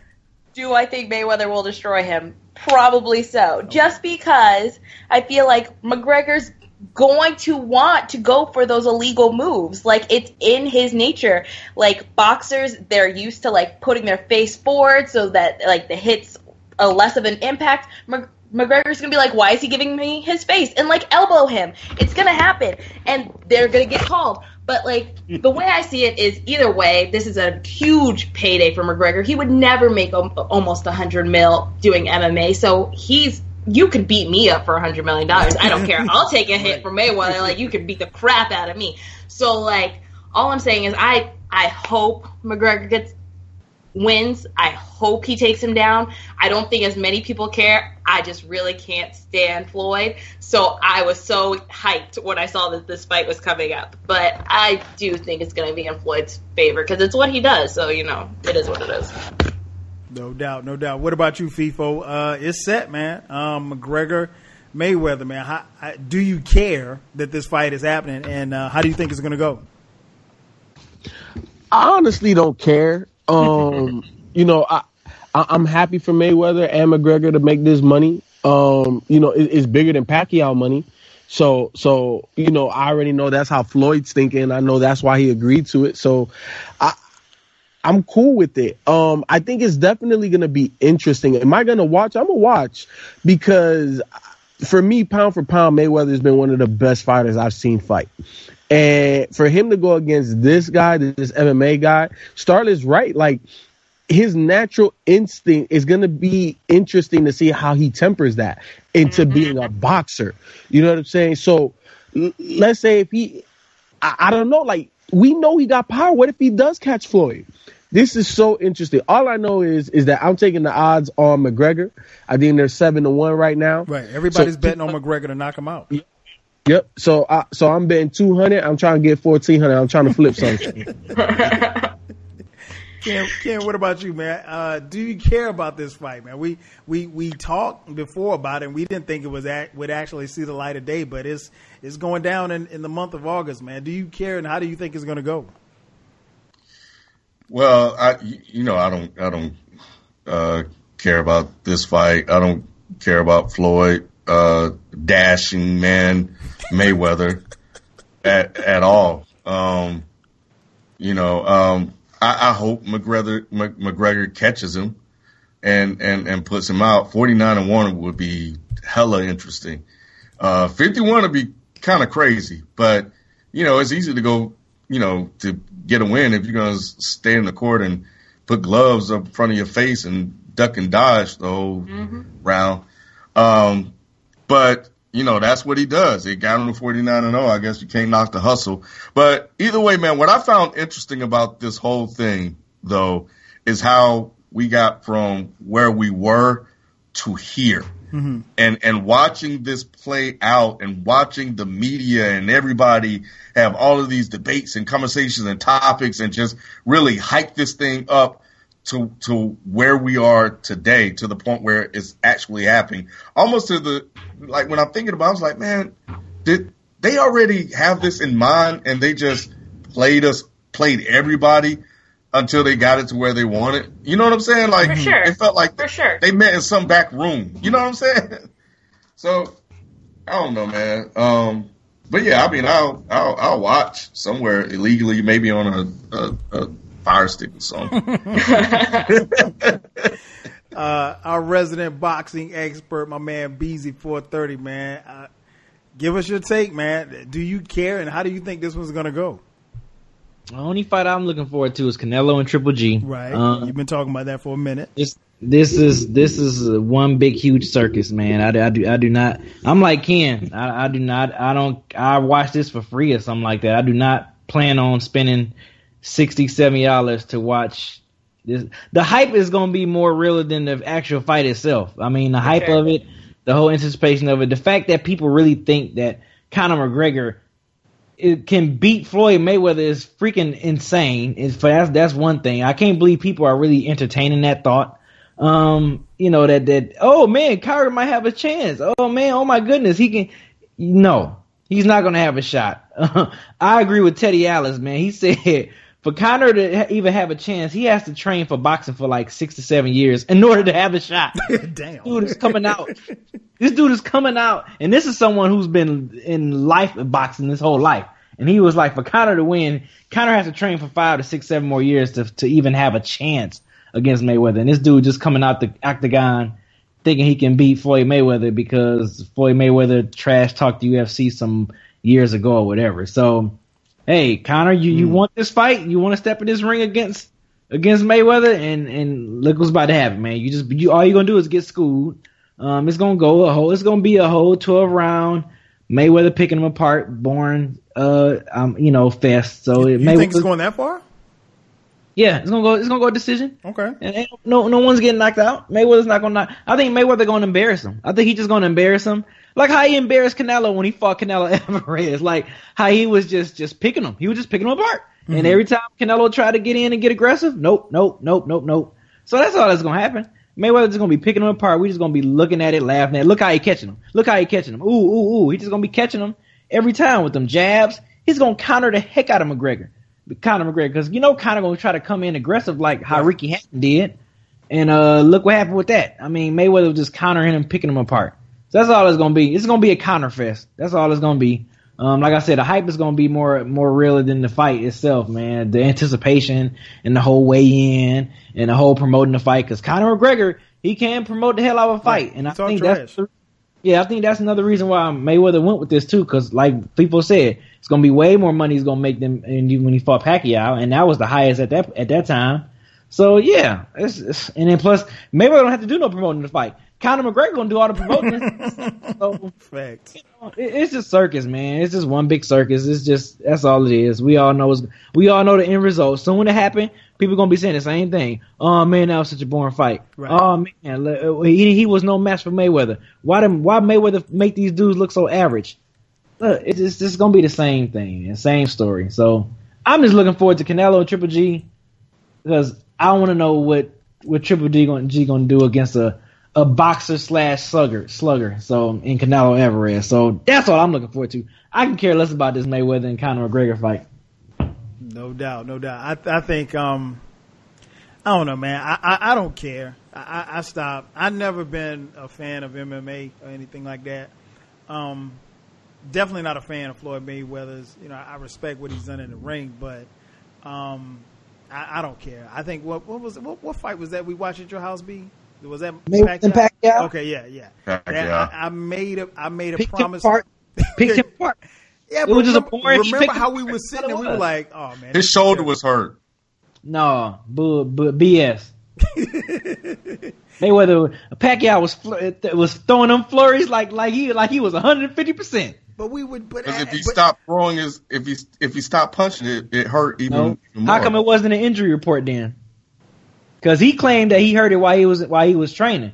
Before you go into a fight, you have to fill out. Bernard Hopkins explained it so perfectly. Before you go into a fight, you have to fill out all your pre-existing injuries before fight night. Right. That wasn't in the fight night paperwork, so he wasn't injured. Yeah, I just remember sitting there, and I remember we shot a video for Dead End Sports on our YouTube channel. We shot a video right after the fight was over, And I just kind of made a promise to myself, like, yo, I'm not doing this again. Not so much as shooting a video, but I was like, I'm not sitting through another one of these dudes' fights. So I'm not even interested in, I'm not even interested in watching it for free. Now, if somebody had a party and they had drinks, maybe. I can't even say it. I'm probably not going, man. I don't care. I think, this fight will go as long as Floyd wants it to go, because I think Floyd knows that, he can end the fight at any moment when he wants to. I mean, will he knock him out? Probably. Or like you said, B, he'll probably just embarrass him more than anything else. And I think what the draw is, and people in Vegas are betting on the fact that he's going to knock him out. Excuse me, that he has a puncher's chance basically to knock Floyd out. And that's why people are betting their money on their huge bets being placed on him knocking out Floyd Mayweather. But you can't, we all say it's hard to even hit Floyd, let alone knock him out. So I don't care. I understand why there's some appeal to it, but I could care less. I'm sure we're going to talk about it, but no, I'm not. I'm not in the least bit interested in this fight, and I think it'll go. I think Floyd's going to win, and I think it'll go as long as Floyd wants it to go. Now, if we're talking about a fight between Floyd and T.I., that I would be interested in. You stupid. It is time for our final thoughts segment, where we close out the podcast with our closing thoughts for sports or anything that you want to talk about. So first up, my man Beezy 430. B, what you got? Hey, just like we talked about before, Tiger Woods is finally admitting he's going What? What? Tiger, I knew you were going at Tiger. How you know I was going to? Just know you. Be quiet. Be quiet. Yeah, man, Tiger Woods is going to go in for what? Rehab for alcoholism. I think for alcohol. I told y'all, man. He's about to hit that rock bottom. He knows. He has to. I think he came to a point to where his kids at some point must have saw him in a bad spot, and he was like, okay, I got to get help for my family. And I think this is that bottom, man. This is why he's at this rock bottom. Even though he is done, Ken, he's done, but he's not done. He's done. He's not winning no more majors, man. It's a wrap. He's done. He's finished. But yeah, man, I just want to say, yeah, kudos to Tiger Woods for admitting that he needs to get help, and he's trying to get help and trying to, better his situation or whatever condition or whatever he's going through right now. He's trying to better it. So that's my final thought. I just want to commend him for finally opening his eyes and realizing that he's in a bad spot. And I hope he does get better. And I hope he does get back to the, limelight or somewhat of a limelight in the golf world. But, according to Ken, he's not done. He's done. Also, too, I saw an Instagram video of Serena Williams still practicing her tennis while pregnant. I hope she comes back. And I hope she gets 2 or 3 more majors so she can be the all-time major champion of all tennis, all eras, open era or not, man. So when I saw that, I was like, wow, Serena is freaking practicing. She is coming for y'all head. That girl that won the French Open, she better be happy. And she better be happy that Serena's not going to be in the Wimbledon in a couple of weeks. So, yes, I love it, man. I just love seeing greatness, and Serena she's going to be on that Mount Rushmore of like athletes, man, like all time. So I'm glad I saw that. So that's all I want to say. Tiger Woods. I'm gonna print out that Tiger Woods mugshot and dress as him for Halloween. There you go. There you go, man. Do it. People, what's your closing thought, man? Man, the NBA. You guys own the summertime. Like this is why I love the NBA. It's not only about what happens on the court; it's also what happens off the court. We truly have a rivalry with Golden State and LeBron James. Let's just be honest. Whatever team he's on, that's who he's going to see. And him and Draymond. We got GMs getting fired. We got Jimmy Butler, Paul George, K Love talk. Like, it's just so amazing. It's so amazing. This game of basketball, the opportunities it's given me, the joy and everything I have for it. That's why I love Summer League, man. I like, it just makes me reflect, have so many memories. I'm just traveling down memory lane. I know I'm rambling, but, I wasn't thought, man, I just love the NBA, and you should too. That's a great point, because to be honest, there has not been a dominating NFL story, this whole week.